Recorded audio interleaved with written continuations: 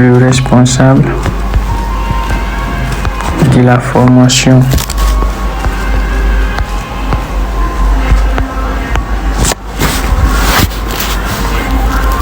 licence droit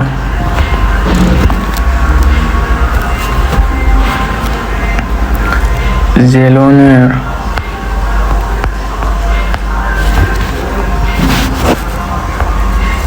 et le plus grand plaisir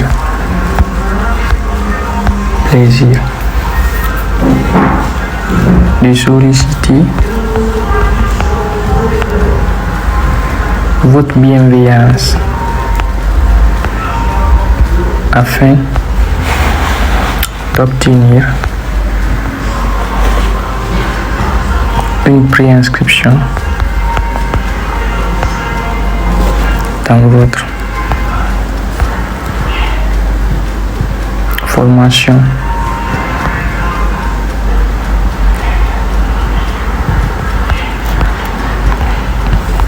donc là vous précisez la formation. Si c'est la licence 1, vous écrivez licence 1. Nous c'est licence 1 on a appris, donc on écrit licence 1 de droit au titre de l'année universitaire 2022-2023.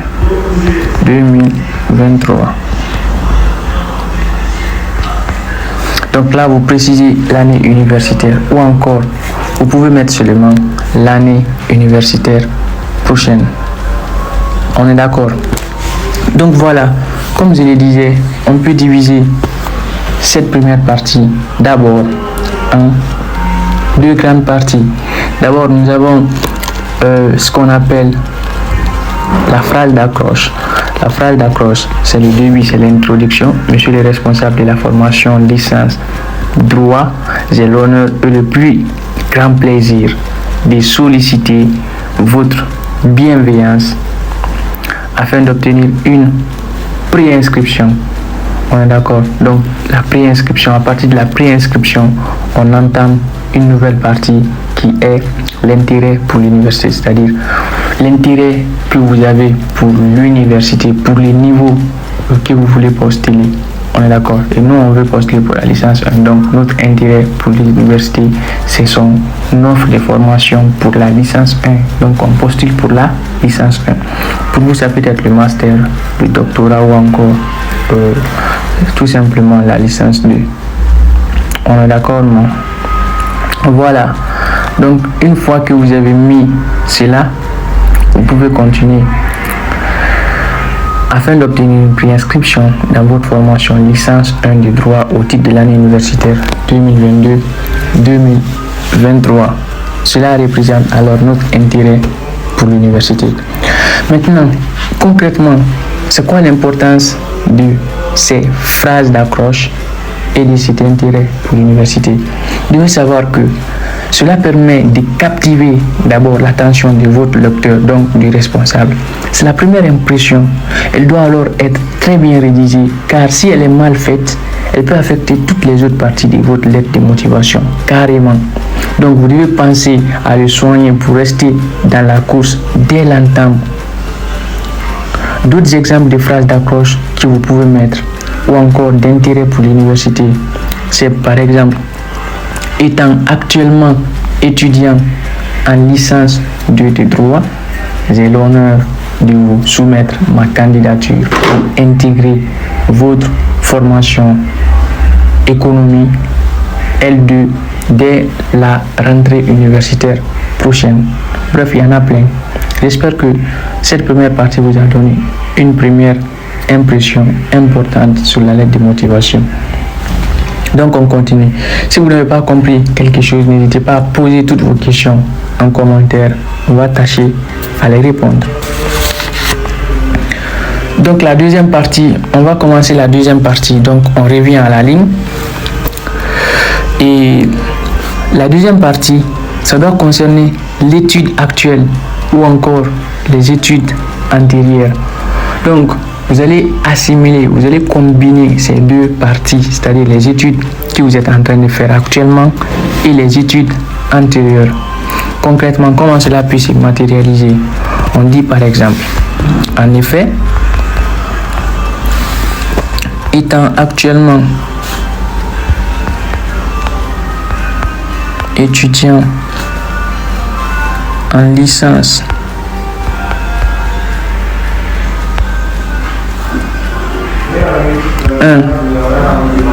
des droits à l'université, vous précisez votre université, on est d'accord, Mohamed 1 Douzda par exemple, Douzda, je suis titulaire,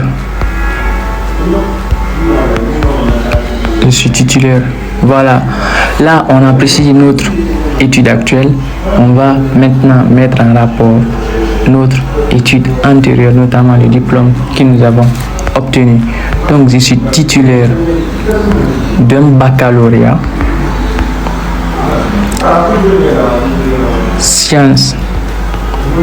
Vous précisez l'option, pour les gens c'est série A, série B, série D, etc. etc. Pour nous c'est sciences sociales. Et puis l'année d'obtention, vous les mettez, obtenu en 2019. Et puis une autre particularité, c'est de mettre la mention, avec la mention,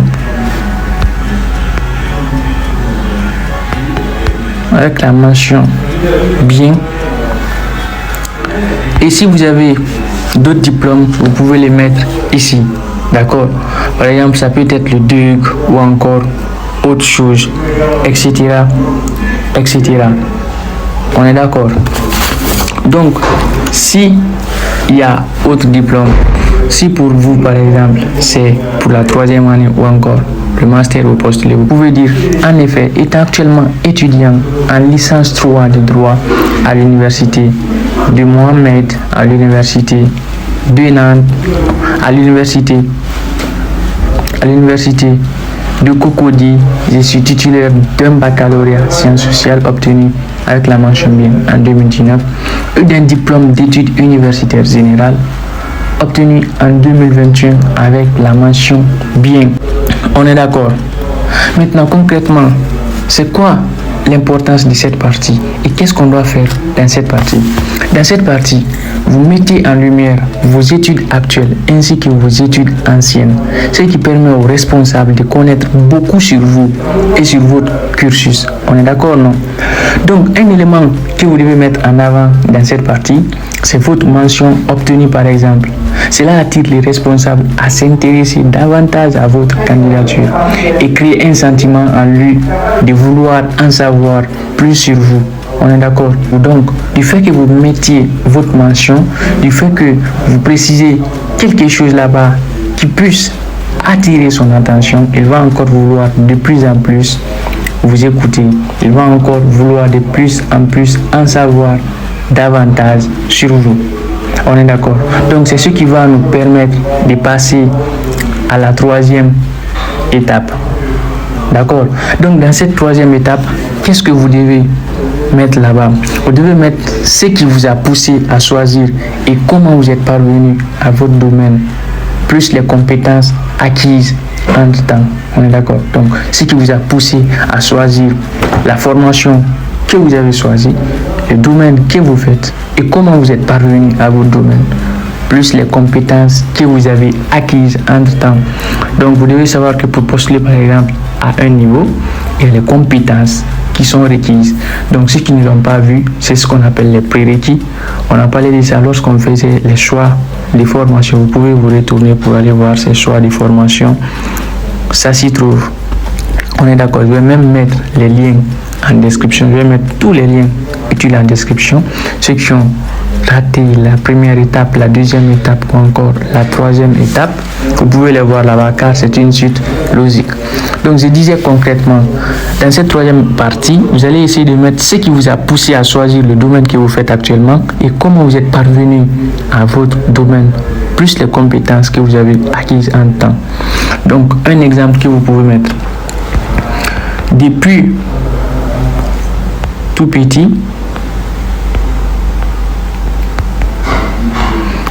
petit, j'étais très passionné.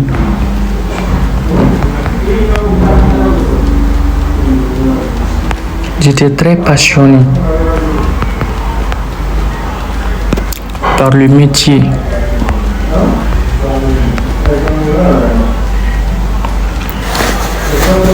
d'avocat.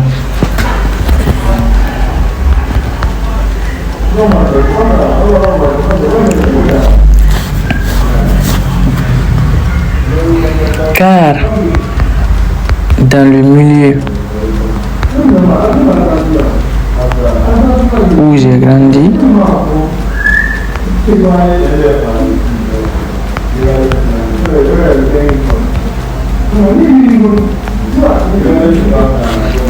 donc voilà, là vous précisez le milieu. Pour nous, on peut prendre l'exemple sur Conakry, d'accord? À Conakry, en Guinée. À Conakry, ça se trouve en Guinée, d'accord? Pour ceux qui ne connaissent pas. À Conakry, je voyais beaucoup les professionnels qui défendaient. Je voyais beaucoup de professionnels qui défendaient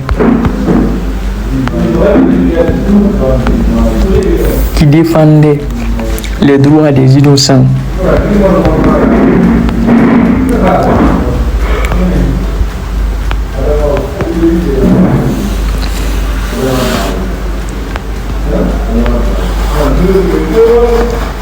Ce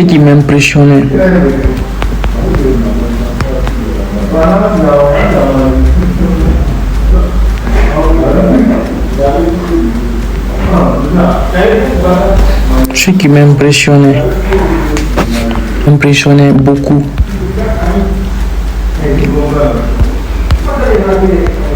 Du coup, je me suis mis à la recherche des possibilités pour pouvoir exercer cette profession.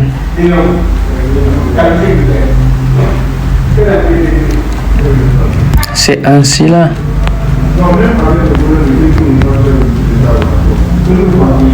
que je suis arrivé à la conclusion que je devais passer par les droits.